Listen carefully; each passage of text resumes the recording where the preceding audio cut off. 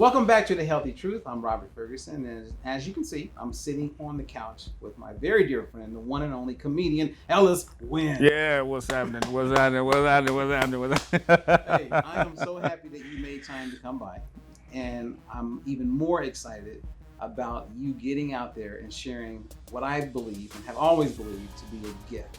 Because you are funny, you are talented, the audience love you, and I know you just went through a very challenging time with COVID-19. Yeah, yeah, And I believe you said that that experience woke you up. it did. It Share did. share insight on that. First of all, I appreciate you having me on the show. Thank you. I appreciate that. But COVID showed up Christmas Day, and I had it so bad that I lost almost 30 pounds, and I had it for the entire time, the whole 14 days. But after that, it was a transition for me that woke me up because God really wanted me here, you know, because I prayed a whole lot to get through it. And once I got through it, I just kept hearing this voice, now is the time. And that's what woke me up. And also your text message really late telling me that, Ellis, you know, you're a talented guy, you have a wonderful gift. And I just started getting those text messages from different people. And it was a big encouragement. And I was already in the process of it, you know, of hitting it and going, you know, and really doing the stages and whatnot, man. But I would probably say I was just scared of fame. And that was it. I was scared of fame. It wasn't, you know, like anything had to do with money or anything like that, fortune or anything like that. It was more or less of the fame. That's what I was afraid of. And now I'm not. I just step right into it right now. Wow, you can tell that you are like running with it. I am. And it I am. reminds me of, like I've heard people say, don't die with the music in you. Oh no, it feels good. This really, really, really, really feels good because I was so close to death with COVID. I literally almost died like 3 times, but God kept saying, not today, not today, but now is the time. I kept hearing that voice, now. And I almost want to I literally, every time we talk about this, man, I just really want to just cry, you know what I mean? Because my life was spared. You know, he had that mercy, he had that grace on me. So, and I'm just stepping into it now. I'm just stepping into what I've been doing. I love that because I know Yeah. that you're a person of faith. Yes. Would you say that that experience has strengthened your faith? Yeah, big time, because I had made peace, Robert, with the other side. I said, God, whatever you have planned for me, I'm okay. I'm okay with either side. And when you make peace with dying, it literally wakes you up because I kept hearing that voice, now is the time. Yeah. It's almost like you get to this place where I'm privileged and I realize that I get to be alive. Therefore, I'm not afraid of anything. That's what it felt like. I had jumped off of the Empire State Building and survived with nothing broke. That's the way it feels. So right now I'm just stepping into it with, you know, with no cautions, no like setbacks or anything like that. It's just like full steam ahead right now. Nice. Well, those people are in for a fun show. Yes, yes, yes. Now, we're talking about such a serious topic, right? COVID, and many people have lost family members and friends, and Yes. people have lost their lives. Yes. But a person who makes people happy and laugh and brings joy to the environment, Yes. are you going to bring COVID into your talk? I have a whole COVID bit right now, and I know for sure it's hilarious because I'm just telling you the truth. I'm just telling you the processes that I went through. You know what I mean? So for me, I was crying, laughing when I got through COVID, and I was like, oh my God, this is funny. It wasn't funny at the time, but I was like, this. It literally had tears coming out of my eyes of joy and laughter. You know, because I'm telling you the truth. Right. Step by step what happened. So I don't have to add anything to it. That's what's funny.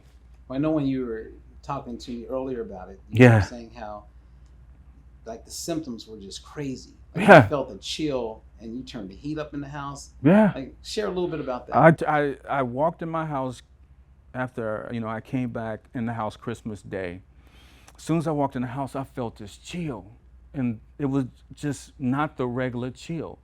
And I had on a flannel Champion sweatsuit. I put my hood on. I'm in the house. I put my hood on, tied the hood up, started drinking some hot fluids, and I turned the heat up on both rooms, all the way up. And I was still cold.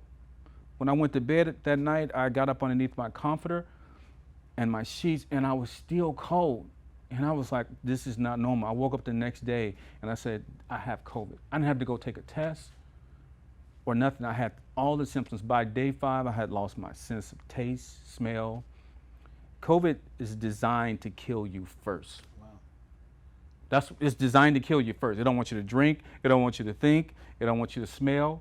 It doesn't want you to drink water. It wants to take every sense away from you, and it did. The only thing I didn't have was the cough. If I would have had the cough, that would have been dangerous. All right. I took one deep breath, I took one deep breath, and I was like, oh, I can't do that no more.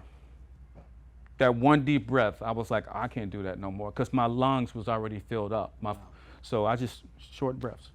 All right, well. And I'm here. And you're here.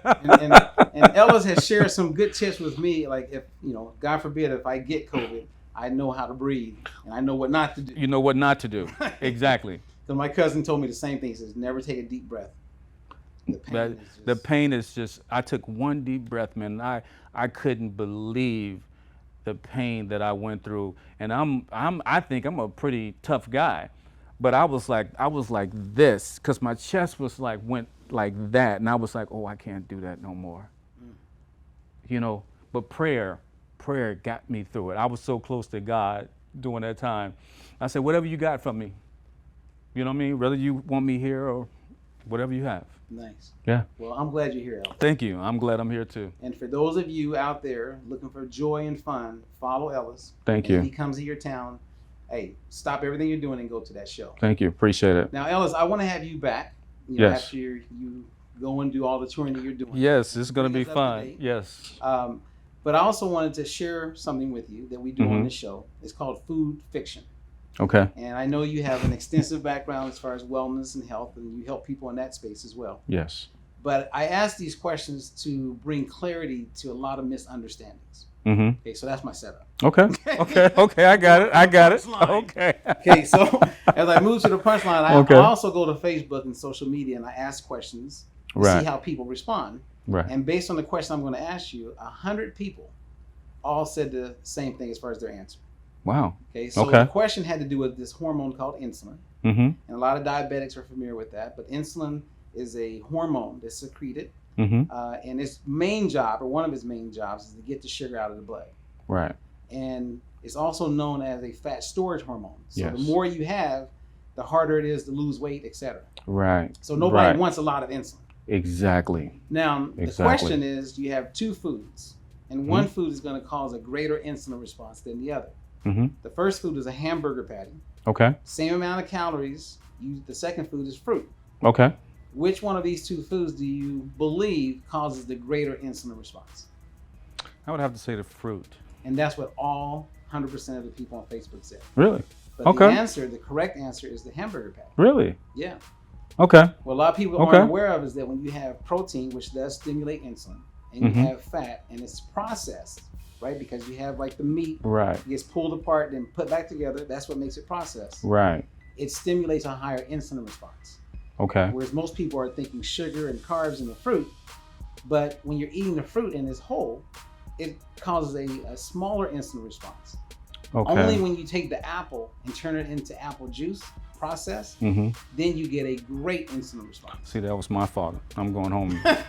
I'm getting some apples. Eat the apples. So I bring that up just to educate people to think, okay, just because you're not eating carbs, that doesn't mean you're not stimulating a great insulin response. Right. It's the processed foods that I believe in the future we will look back on and say, that's what caused the problems we have with obesity. Okay. And a whole bunch of other illnesses. Right. So that's the lesson for today. Okay. So it's more or less the raw food.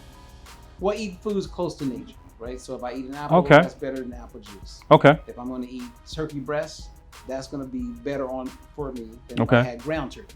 Okay. So it's learning like that, and that doesn't mean you never eat a hamburger patty again. Right. Well, I'm going to get apples. All right, As soon as I leave here, I'm going to get apples. But again, thank you, and you guys, let's follow Ellis, and thank you for Thank you. playing with Thank me on you. that Thank you and for sharing having me. information. I appreciate you having me. Yeah.